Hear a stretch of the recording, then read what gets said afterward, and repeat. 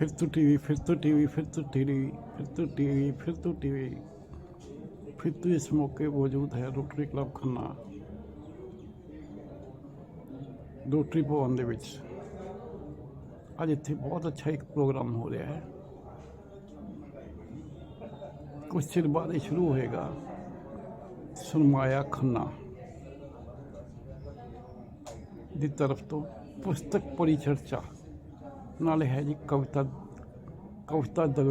ਦਰਬਾਰ दिनांक 17 नवंबर 2024 रविवार, समय 10:30 बजे प्रातः। स्थान रोटरी भवन बस स्टैंड के पीछे। मुख्य अतिथि शमीर सिंह, अध्यक्ष प्रेम विज, सारस्वत अतिथि संजीव डावर, विशिष्ट अतिथि मनोज प्रीत, विशिष्ट अतिथि Rotarian doctor Parvinder Singh Brar, Rotarian CA Kapildev चक्रसाल,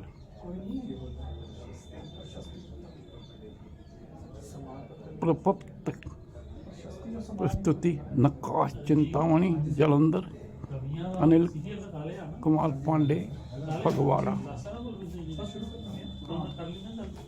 बहुत जल्द ही शुरू हो रहा है। जुड़े रहो, जुड़े रहो, जुड़े रहो।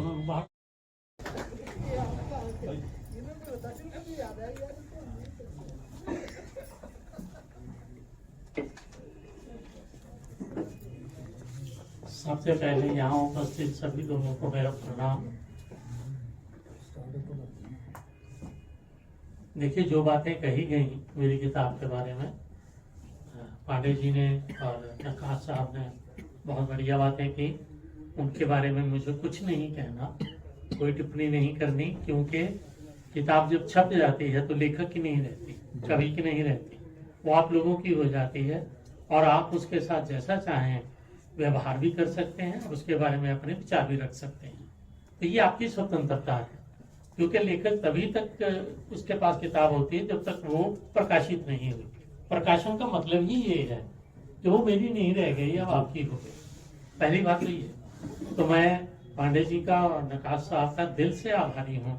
बहुत बढ़िया बातें की हैं उन्होंने और कुछ जानने को मिला है, कुछ सीखने को मिला है। जो गलतियां रह गई हैं मैं आपको यकीन दिलाता हूँ कि आगे से नहीं होती। पहली बात तो ये। दूसरी बात मुझे जो कहनी है वो ये, मैंने बहुत संक्षेप में बात करनी है क्योंकि मैं सभी कवियों को सुनने के लिए बहुत बेताब हूँ, उनका समय नहीं लेना मुझे। दूसरी बात मुझे जो कहनी है, जो मैं अक्सर मंच से कहता हूँ, वो मेरा अपना जाति तजर्बा है। अब जो गजल लिखते हैं वो इस बात को मानेंगे। देखिए, कविता, कहानी, उपन्यास, निबंध, नाटक सब लिखा जा सकता है, बहुत आसान है। लेकिन गजल तौबा तौबा, गजल इतनी मुश्किल है, मुझे लगता है कि इससे ज्यादा कठिन विधा कोई है ही नहीं, क्योंकि इसमें शर्तें ही शर्तें हैं, अनुशासन ही अनुशासन है। और जब तक आपकी मानसिकता या आपकी मेंटेलिटी गजल वाली नहीं है, आप दो शब्द भी नहीं लिख सकते। इसलिए मैं बार बार ये बात कहता हूं कि कुछ लोग देखा देखी कि जी गजल में शेर होता है तो वाहवाही मिलती है तो गजल ही लिख लो। आपका एप्टीट्यूड नहीं है, आप गजल मत लिखिए, आप कविता लिखिए, आप गीत लिखिए। क्यों गजल लिखकर आप, गजल का भी थोड़ा अपमान होता है। हिंदी में जिस तरह से गजलें लिखी जा रही हैं, मैं उन्हें पढ़ता हूँ, फेसबुक पर जो गजलें पढ़ता हूँ, मुझे बड़ी तकलीफ होती है कि ये क्या कर रहे हैं। इन लोगों ने, इनको ये भी नहीं पता है कि इस विषय के ऊपर पता नहीं उर्दू वालों ने कितने बढ़िया बढ़िया शेर लिख दिए हैं। आप छोड़ दो आप इन चीजों को। हुस्न इश्क के ऊपर आज भी गजलें लिखी जा रही। मैं नहीं कहता नहीं लिख सकते, लेकिन आप बात तो नहीं कीजिए। वही पुरानी बातें आप दोहराते रहेंगे तो कोई फायदा नहीं है उन गजलों का। तो मैं ये मानता हूँ कि गजल लिखना भाई बहुत मुश्किल है और मेरी भी जान निकलती है जब मैं गजल लिखता हूँ, सच्ची बात है। और मैं आज भी विद्यार्थी हूँ गलतियां करता हूँ, कई बार मुझे कुछ चीजें कमल से पूछनी पड़ती हैं कि कमल इसका वजन यार ये है या वो है, और कई बार कमल को पूछना पड़ता है सर इसका वजन ये है कि ये है, तो दिक्कतें आती हैं। और फिर हम लोग उर्दू नहीं जानते, उर्दू सीखी हम लोगों ने, तो हमारी घुट्टी में नहीं है उर्दू, और गजल शुद्ध हिंदी में तो नहीं ही लिखी जा सकती। उसका कारण ये है कि हिंदी का छंद शास्त्र और उर्दू का छंद शास्त्र थोड़ा फर्क है।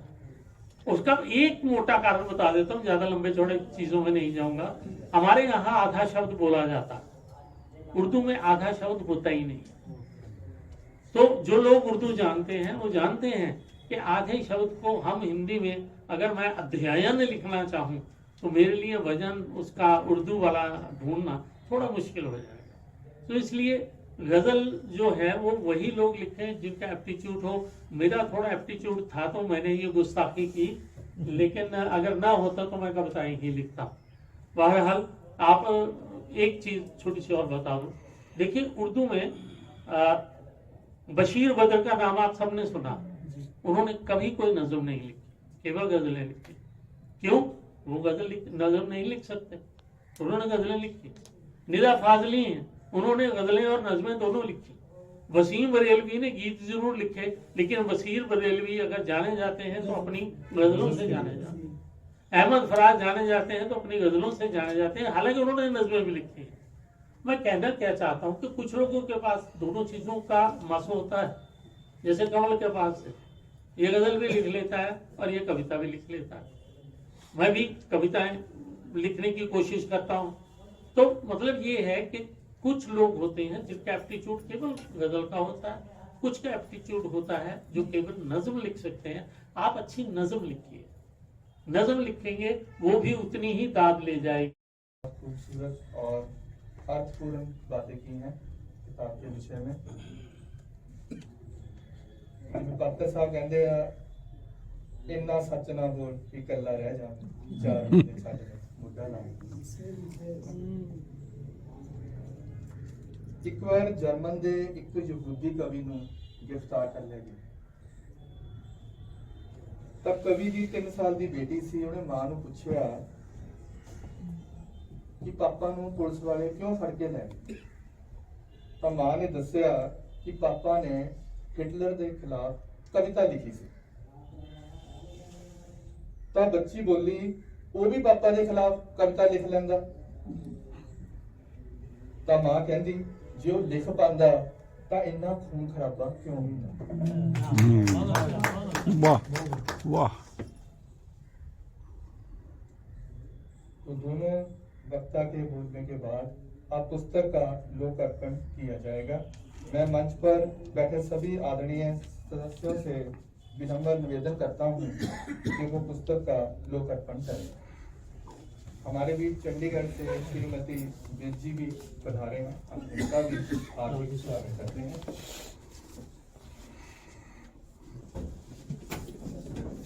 प्रेस तो सरदार परमजीत सिंह फिरतू टीवी चैनल चलाते हैं। कमल बलविंदर जी, रविंदर जी, आदर्श सिंह प्लीज आ प्रधान जी तुसी भी आ जाओ।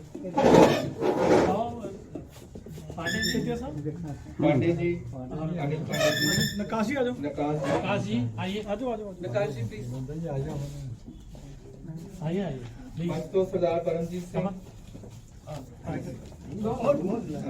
जो फिरतू टीवी चैनल चलाते हैं ते खन्ना शहर की हर छोटी बड़ी खबर ਨੂੰ देश विदेश तक पहुंचाते हैं।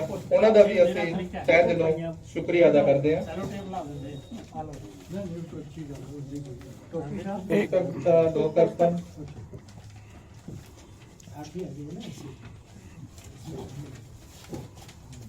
सामने फल दो जी पुस्तक।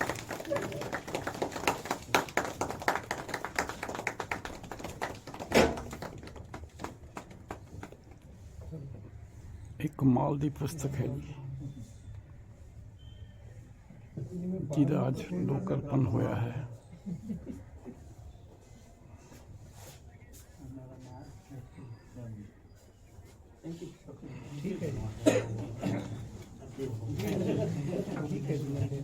इस कवितामयी महफिल में कुछ वाक्य कुछ सेंटेंस आप एक नॉन कवि के भी सुनिए। सबसे पहले तो अति उत्कृष्ट, अति विशिष्ट, विख्यात, विलक्षण कवि भाइयों एवं कवयित्री बहनों, आपका रोटरी क्लब की तरफ से, जिस भवन में हम बैठे हैं, उस रोटरी की तरफ से आप सबका इस्तकबाल है। जब मुझे इनविटेशन मिला टोकी साहब की तरफ से इस कवि सम्मेलन, कवि दरबार में आने में, तो मैं तो अचंभित रह गया। मैं तो यही सोचते रहा, मैंने वो कौन सा कारनामा कर दिया कि मुझे इतने विद्वान और विदुषियों के बीच में आने का मौका मिला। फिर मुझे पता चला टोपी साहब चाहते हैं जो नॉन कवि हो बहुत कम सा बोले, तो उन्होंने मुझे बुला लिया ये सोचते हुए कि मैं बहुत कम बोलूंगा। तो बेसिकली मैं कभी कवि था ही नहीं और ना हूं, लेकिन ये नहीं कि मैंने कवि बनने की प्रयत्न नहीं किए। मैंने भी पार्ट टाइम हास्य कवि बनने के प्रयत्न किए थे, जैसे ये भाई साहब बैठे हैं, बड़ा शानदार बोले। यह सोचते हुए मैंने एक टॉपिक चुना कि मैं कविता लिखूंगा इस पे। बड़े सुंदर सुंदर अलंकृत वर्ड मैंने चुने और 4 लाइनों की कविता लिखी। बड़ी अंदर से आत्मा खुद प्रसन्न हुई कि कविता लिखी। टोकी साहब के पास चले गया मैं कविता दिखाने। 4 लाइनों की थी। टोकी साहब ने ऐसे देखा, 4 सेकंड में देख लिया।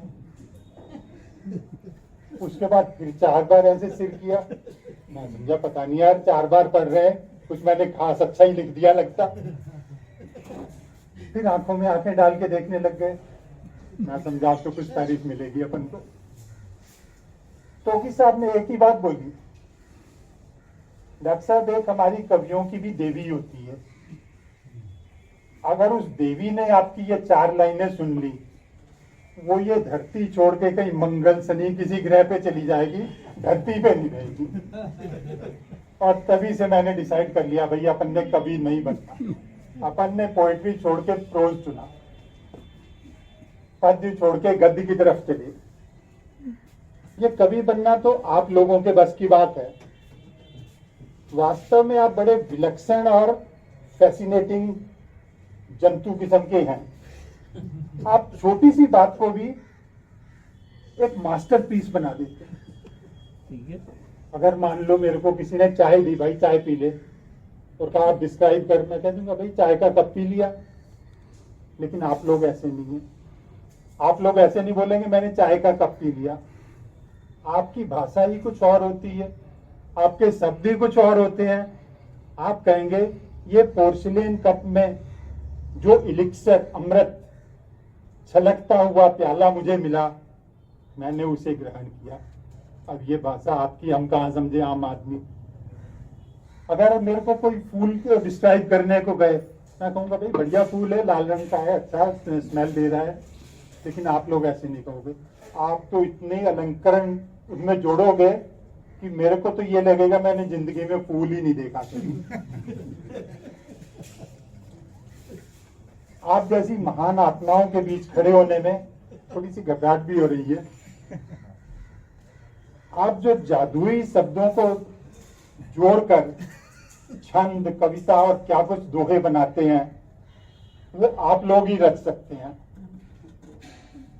मैं गरीब तो अपने छोटे से सेंटेंस बोलने के लिए भी शब्दों को ढूंढना पड़ता है। ये तो वही बात है, कहाँ आप लोग राजा भोज, कहाँ मैं गंगू तेली। आपके शब्दों में क्रांति लाने की शक्ति है। आपकी कलम में तलवार से ज्यादा ताकत है। आप टूटे दिलों को जोड़ सकते हैं। आप सोए समाज को जगा सकते हैं।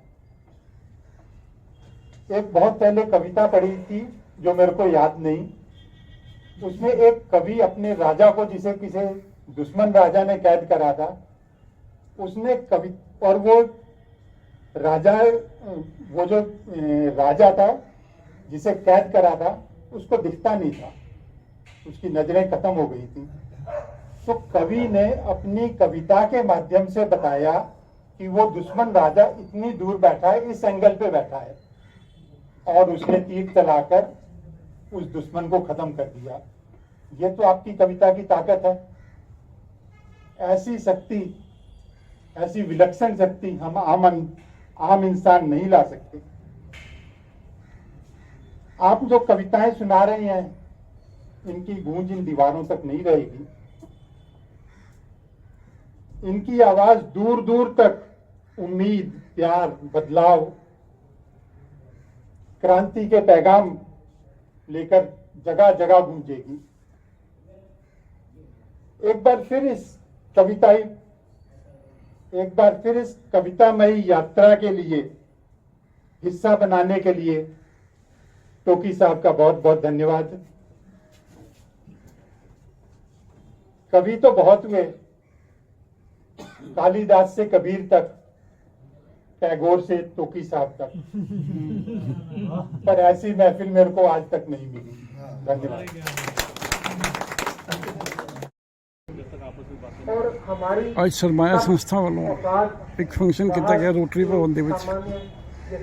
ਇਸ ਮੌਕੇ ਤੇ ਰੋਟਰੀ ਕਲੱਬ ਵੱਲੋਂ ਵੀ ਉੱਥੋਂ ਦੇ ਅਹੁਦੇਦਾਰ ਅਤੇ ਸਦੱਸਿਆ ਵੀ ਆਏ ਹਨ। ਹਾਂਜੀ, ਮੈਂ ਪੁੱਛਦਾ ਹਾਂ ਚੱਕਰਸਾਲ ਜੀ ਨੂੰ, ਤੁਹਾਨੂੰ ਕਿਵੇਂ ਲੱਗਿਆ ਰੋਟਰੀ ਕਲੱਬ ਦਾ ਇਹ ਉਪਰਾਲਾ ਇਹਨਾਂ ਨਾਲ ਮਿਲ ਕੇ ਕਿਹੋ ਜਿਹਾ ਰਿਹਾ? ਬਹੁਤ ਵਧੀਆ ਲੱਗਿਆ ਜੀ। ਇਹ ਜਿਹੜੀ ਕਵਿਤਾਵਾਂ ਸੁਣਾਈਆਂ ਜਾਂ ਗਜ਼ਲ ਵਗੈਰਾ ਜਾਂ ਗੀਤ ਨੇ, ਉਹਨਾਂ ਦੇ ਰਾਹੀਂ ਇਹ ਸਮਾਜ ਦੀਆਂ ਜੋ ਕੁਰੀਤੀਆਂ ਨੇ ਉਹਨਾਂ ਨੂੰ ਦਰਸਾਉਂਦੇ ਨੇ, ਤੇ ਮੈਨੂੰ ਬਹੁਤ ਅੱਛਾ ਲੱਗਿਆ। ਸਾਡੇ ਰੋਟਰੀ ਭਵਨ ਦੇ ਪ੍ਰਾਂਗਣ ਦੇ ਵਿੱਚ ਐਡਾ ਵਧੀਆ ਪ੍ਰੋਗਰਾਮ ਹੋਇਆ ਹੈ ਤੇ ਹੁੰਦੇ ਰਹਿਣ, ਬਹੁਤ ਇਹੀ ਆਸ ਰੱਖਦੇ ਆ। ਇਸ ਜਿਹੜਾ ਸਰਮਾਇਆ ਸੰਸਥਾ ਹੈਗੀ ਹੈ, ਇੱਦਾਂ ਹੀ ਵੱਧ ਚੜ੍ਹ ਕੇ ਕੰਮ ਕਰਦੇ ਰਹੇ। ਇਹ ਵੀ ਸਾਡੀ ਇੱਕ ਧਰੋਹਰ ਹੈ, ਗੀਤਾਂ ਦੀ, ਗਜ਼ਲਾਂ ਦੀ, ਕਵਿਤਾਵਾਂ ਦੀ, ਇਹ ਚੱਲਦੀ ਰਹੇ। ਬਹੁਤ ਬਹੁਤ ਧੰਨਵਾਦ। ਹਾਂਜੀ, ਬਹੁਤ ਅੱਛਾ ਲੱਗੇ ਸਰਮਾਇਆ ਤੇ ਰੋਟਰੀ ਕਲੱਬ ਨੇ ਜਿਹੜਾ ਮਿਲ ਕੇ ਕੀਤਾ ਅੱਜ ਇਹ ਆਪਣੇ ਲੋਕਲ ਜਿਹੜੇ ਸ਼ਾਇਰ ਨੇ Rajinder talkie, doctor Rajinder talkie, ਇਹਨਾਂ ਦਾ ਜਿਹੜੀ ਬੁੱਕ ਰਿਲੀਜ਼ ਕੀਤੀ ਹੈ। ਠੀਕ ਹੈ, ਸਾਰੇ ਸ਼ਹਿਰ ਨੂੰ ਵਧਾਈ ਜੀ, ਬਹੁਤ ਬਹੁਤ। ਤੇ ਸਪੈਸ਼ਲੀ ਬਹੁਤ ਦੂਰੋਂ ਦੂਰੋਂ ਆਏ ਕਵੀ ਸਾਰੇ ਪੰਜਾਬ ਚੋਂ ਕਵੀ ਆਏ ਨੇ, ਤੇ ਰੋਟਰੀ ਕਲੱਬ ਦੀ ਸ਼ਾਨ ਵਧੀਆ ਦੇ ਵਿੱਚ। ਠੀਕ ਹੈ, ਰੋਟਰੀ ਕਲੱਬ ਨੇ ਮਿਲ ਕੇ ਜਿਹੜਾ ਉਪਰਾਲਾ ਕੀਤਾ, ਕੋਸ਼ਿਸ਼ ਕਰਾਂਗੇ ਇਦਾਂ ਦੇ ਫੰਕਸ਼ਨ ਹੁੰਦੇ ਰਹਿਣ। ਠੀਕ ਹੈ।